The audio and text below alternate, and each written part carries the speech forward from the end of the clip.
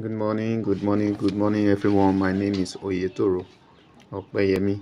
I'm here to talk about this page, which is Earth and Nature. We know that everyone on this earth need a very sound health. So may God continue to protect us and increase our well-being. Amen. With me here is 5 different plants.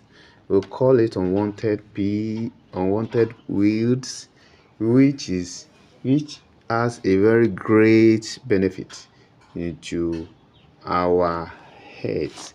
Number one here is Tectonia grandis. As you can see, this is Tectonia grandis. That is number one.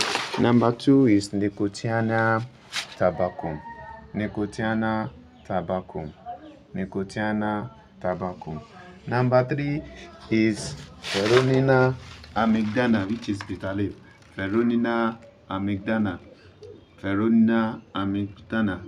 Number four is Cedar acuta. This is Cedar acuta. You can recognize it. Cedar acuta. Number five is Chromolina odorata. Chromolina odorata. I'm going to tell you the benefit of each of these plants one by one in the next video. Don't forget to like, comment, and share our video. May God bless all of us. Thank you.